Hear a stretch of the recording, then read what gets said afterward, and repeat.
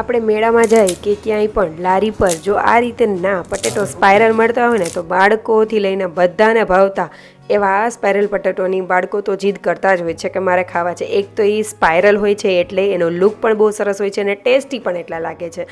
તો આજે આપણે એકદમ આસાનીથી બહુ સરળ રીતે ઘરમાં રહેલી વસ્તુઓથી જ હું તમને બનાવતા શીખવાડીશ. તો વિડીયોને જરૂરથી એન્ડ સુધી જોતા રહેજો. તમારું સ્વાગત છે મારી ચેનલમાં અને આપ સૌને મારા જય શ્રી કૃષ્ણ. તો ચલો શરૂ કરીએ આજની આ રેસીપી.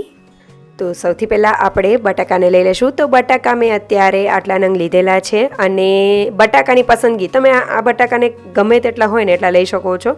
બટાકાની પસંદગી એવી કરવી કે જે લાંબા હોય અને સરસ એવા બટાકા લેવાના છે જેમાં એક પણ ડાઘ ન હોય એવા. હવે આપણે તેને ધોઈને સાઈડમાં રાખી દીધેલા છે અને આ રીતનો પતરી પાડવાનો સંચો મેં લીધેલો છે. હવે બને ત્યાં સુધી પતરી જે પાડીએ તો ત્યાં આ રીતની સ્ટીક અંદર જતી રહે ને એટલી જગ્યા હોય એવા સંચાનો ઉપયોગ કરવો. તો આ રીતે જે વાલવાળો સંચો હોય છે ને જેમાં ચાવી જેવું હોય છે તો એનાથી શું થાય કે પતરી પાડવાનું જે બ્લેડ છે ને તે ઉપર નીચે કરી શકીએ. બને તો આવો જ સંચો લેવો જેથી કરીને તમને બહુ જ કામ ઇઝી થઈ જશે. આજે હું તમને બે રીતે શીખવાડીશ કે કઈ માની લો કે તમારી પાસે પતરી પાડવાનો સંચો નથી તો પણ તમને હું શીખવાડીશ કે કઈ રીતે તમે આ પટેટો સ્પાઇરલ બનાવી શકો છો. હવે મેં અહીંયા એક સ્ક્યુઅર લીધેલા છે જે તમને આસાનીથી કોઈ પણ મોલમાં કે માર્કેટમાં ગમે ત્યાં મળી જશે. જે બાર્બીક્યુ કરતા હોય ત્યારે આ વસ્તુનો આપણે ઉપયોગ કરતા હોઈએ છીએ તે લીધેલા છે. તેમાં જે બટેકા છે તેને વચ્ચેથી તેને સરસ એવું ફસાઈ દેશું અને આગળ થોડો વધારે ભાગ રહે એ રીતે કરવાનું છે. હવે આ રીતનો સંચો આપણે ઊભો રાખી દેશું અને આપણે બટાકાને આ રીતે થોડું એવું પ્રેસ કરતા જવાનું અને એક જ સરખો પ્રેસ કરવાનો અને ફેરવતા જશું. પાછળથી તે સ્પાઇરલ થતું જશે અને જ્યારે એક રાઉન્ડ થઈ જાય એટલે એ સ્પાઇરલને થોડુંક ઉપર વાળી દેવું જેથી કરીને પાછળની સાઈડ તે આગળ સ્પાઇરલ થતું જાય. હવે તમે જોઈ શકો છો કે આસાનીથી આખું બટેકું સરસ એવું તૈયાર થઈ ગયું છે. આમાં એવું પણ બની શકે કે જ્યારે તમે કરતા હોય આપણે ફાવટ ન હોય તો વચ્ચેથી સ્ટીક પણ તૂટી જવા કરે અથવા તો વચ્ચે બટાકાની જે ચિપ્સ છે તે વચ્ચે તૂટી પણ જવા કરે. પણ જ્યારે બટેકું થશે ત્યારે મસ્ત એવું થશે. ઘણી વખત એવું થાય કે જે સંચો છે ને જે આપણાથી આડો ચૂકો થઈ જાય ને મતલબ કે થોડોક ત્રાસો થઈ જાય ને તો પણ બટાકાની ચિપ્સ સરખી તૂટી જાય છે કારણ કે બ્લેડ શાર્પ હોય ને એટલા માટે. તો એક આ રીત છે. આ બહુ આસાનીથી જો તમને એક વખત ફાવટ આવી ગઈ ને તો બહુ આસાનીથી થઈ જાય એવું છે. આમાં થોડી પ્રેક્ટિસની જરૂર પડે છે. હવે મેં સાઈડમાં પાણી આ રીતે બાઉલમાં ભરીને રાખેલું છે. હવે આપણે બીજું બટેકું લેશું તો તેમાં પણ તમે જોઈ શકો છો કે એકદમ વચ્ચોવચ્ચ જ આપણે સ્ટીકને અટેચ કરીશું. તમે જોઈ શકો છો આ રીતે સ્ટીકને ફેરવશો ને એટલે સરસ એવી અંદર જતી જશે અને આગળ તમે જોઈ શકો છો કે આટલો ભાગ બારે રાખવો જેથી કરીને આગળનું જે છે બટેકું એ નીકળી ન જાય.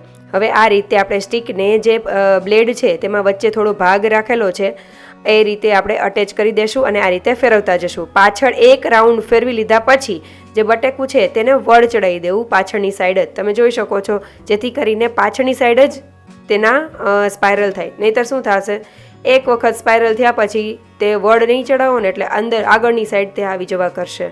એટલે એ વાતનું ખાસ ધ્યાન રાખવું. હવે આ રીતે આપણે બટેકાને પ્રેસ કરતા જવાનું છે અને આ રીતે સ્પાઇરલ કરતું જવાનું છે. તમે જોઈ શકો છો કે કઈ રીતે થાય છે. આ એકદમ સરળ એવી રીત છે અને જ્યારે સ્પાઇરલ થઈ જાય એટલે આ રીતે આપણે આગળ ખેંચતા જશું અને વચ્ચે ગેપ કરતા જશું જેથી કરીને આપણે જે સ્લરી બનાવીએ તે અંદર સુધી જતી રહે. તો હવે તેને સાઈડમાં રાખી દેશું. ઇનકેસ તમારે જો પતરી પાડવાના સંચામાં વચ્ચે જો ક્યારેય પણ તૂટી જાય બટાકું તો પણ ચિંતા કરવાની જરૂર નથી. આસાનીથી સરસ એવું થઈ જશે. હવે જે લોકો પાસે સંચો ન હોય અથવા તો તેમાં ન ફાવે તો તમે આ રીતે એક વખત સ્ક્યુઅરને બટાકામાં અટેચ કરીને આ રીતે ચપ્પુની મદદથી આપણે રાઉન્ડ ફેરવતા જવાનું છે. આ બહુ આસાન છે. તમે કોઈ પણ વ્યક્તિ કરી શકે ને એટલું સરળ છે. તમારે જાડી કરશો તો વચ્ચે સોફ્ટ રહેશે એટલે બને ત્યાં સુધી મીડિયમથી પતલી એવી મીડિયમ ટુ પતલી જેવી આપણે કરવાની છે જે ચિપ્સ કરીએ એ. તો ચપ્પુને જે સ્ક્યુઅર હોય તેને અટેચ કરીને રાખવાનું મતલબ અડાડીને રાખવાનું અને ગોળ ફેરવતા જવાનું. તમે જોઈ શકો છો કે કઈ રીતનું બન્યું છે. આમાં કોઈ જ મશીનની કે કઈ મશીન લેવાની પણ જરૂર નથી કે કંઈ કરવાની પણ જરૂર નથી. તમે આસાનીથી એક ચપ્પુથી પણ આવા રીતના સ્પાઇરલ બનાવી શકો છો. તમે જોઈ શકો છો કે મેં કેટલા બનાવી લીધેલા છે. કદાચ એવું બને કે એકાદું નાના બટાકાથી તમારે ટ્રાય કરવું, એટલે આસાનીથી તમને બીજા બટાકામાં ફાવી જ જશે, કંઈ જ વાંધો નહીં આવે. હવે આ બધા બટાકાના જે સ્પાઇરલ છે તેને આપણે પાણીમાં એડ કરીને રાખી દઈશું, નહીં તો તે કાળા પડી જાય એટલા માટે. ત્યાં સુધીમાં આપણે સ્લરી બનાવી લઈશું. તો તેના માટે મેં એક મિક્સિંગ બાઉલ લીધેલું છે. તેમાં અહીંયા મેં 1/4 કપ ઉપર મેં મેંદો લીધેલો છે.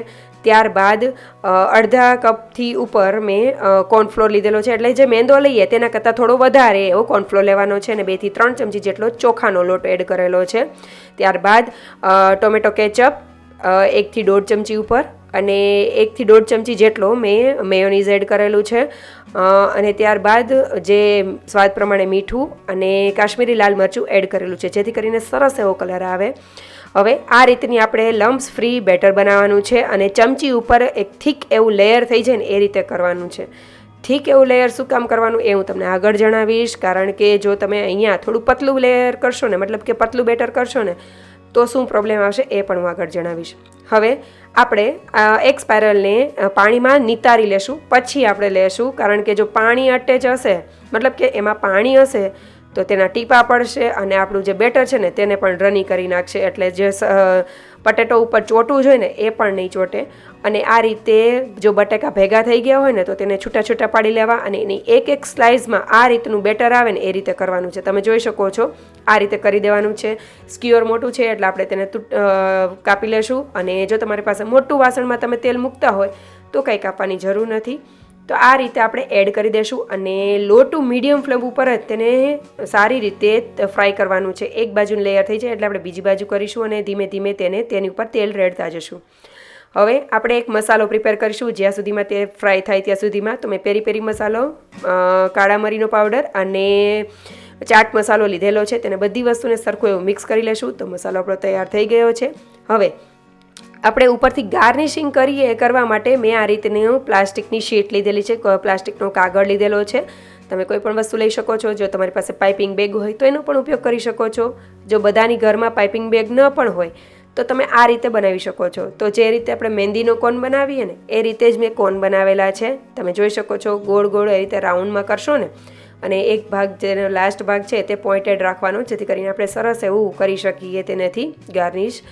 હવે તેમાં આપણે એક કોન લઈ લેશું. તેને મેં કોનને પણ જે સેલો ટેપથી સરસ એવું સ્ટીક કરી દીધેલું છે કે સાઈડમાંથી કોઈ પણ વસ્તુ નીકળી ન જાય એટલા માટે. હવે એક કોનમાં મેં મેયોનીઝ જ ખાલી ભરેલું છે, અને એક વાટકી લીધેલી છે, તેમાં મેયોનીઝ થોડુંક એડ કરીશું, અને ટોમેટો કેચઅપને આપણે એડ કરી દઈશું. ઇનકેસ તમને જો ઘરે તમને શેઝવાન ચટણી પણ એડ કરવી હોય તો પણ તમે આમાં એડ કરી શકો છો, એનો પણ ટેસ્ટ ખૂબ સરસ આવશે. તો હવે આપણે આ ટોમેટો કેચઅપ અને મેયોનીઝવાળું જે મિક્સચર છે તેને આપણે મિક્સ એકદમ સરસ એવું કરી લેશું, અને એક કોનમાં ભરી લેશું. તો તમે જોઈ શકો છો કે મેં આ એક બેચ ફ્રાય કરી લીધેલી છે, અને તમે જોઈ શકો છો કે કેટલી ક્રિસ્પી બની છે. તમે અવાજ પણ સાંભળી શકો છો કે કેટલી ક્રિસ્પી બને છે. એકદમ સરસ એવી થશે. લો ટુ મીડિયમ ફ્લેમ ઉપર કરશો ને એટલે બહુ સરસ એવી થશે. પણ એ વાતનું ખાસ ધ્યાન રાખવું કે તેની ચિપ્સ જે છે તે વધારે જાડી ન હોવી જોઈએ, નહીંતર તે વચ્ચેથી એકદમ સોફ્ટ થઈ જશે. થોડી વાર પડી રહેશે ને તો પણ તે સોફ્ટ થવા લાગશે, એટલે એ વાતનું ખાસ ધ્યાન રાખવું. હવે તમે આમાં એવું પણ કરી શકો કે એક વખત આપણે ફ્રેન્ચ ફ્રાઈઝમાં કઈ રીતે કરીએ કે એક વખત તમે થોડું એવું ફ્રાય કરીને રાખી દો. જ્યારે પણ ખાવા હોય બાળકોને કે કોઈને તો તમે આ ફરીથી તેને ફ્રાય કરશો ને તો રિઝલ્ટ બહુ સરસ એવું આવશે. આ રીતે તમારે વધારે વખત કરવાની જરૂર નહીં પડે. તો જ્યારે પણ આપણે આ જે પટેટો સ્પાઇરલ છે તે બની જાય એટલે તેની ઉપર આ રીતે મેં ગાર્નિશ કરેલું છે. આ બાળકોને ખૂબ જ ગમે છે અને અટ્રેક્ટિવ પણ લાગે છે. ઉપરથી પેરી પેરી મસાલાવાળો જે આપણે બનાવેલો છે મસાલો એ એડ કરીશું, ઉપર સ્પ્રિંકલ કરીશું, અને મેયોનીઝ અને જે ટોમેટો કેચઅપ અને મેયોનીઝનું મિક્સચર કરીને જે બનાવેલું છે તેને આ રીતે કરી દેશું. કોર્નનો પોઈન્ટનો ભાગમાંથી મેં થોડો કટ કરેલો છે, જેથી કરીને આ રીતની ડિઝાઇન પણ તમે કરી શકો છો. સ્વાદમાં ગજબ એવું બને છે. તમે બાળકો જ્યારે પણ ઈચ્છા થાય કે વરસાદનું વાતાવરણ છે તો આ રીતનું જે પટેટો સ્પાઇરલ છે તે તમને ખાવાની ઈચ્છા થાય ને તો ઘરે આસાનીથી બનાવી શકો ને તેવું બને છે.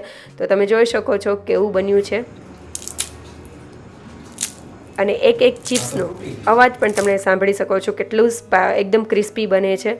તો જરૂરથી આ રેસીપી ટ્રાય કરજો, અને જો રેસીપી સારી લાગે તો લાઇક, શેર અને સબસ્ક્રાઈબ કરજો. કમેન્ટ કરવાનું ભૂલતા નહીં. Thank you for watching.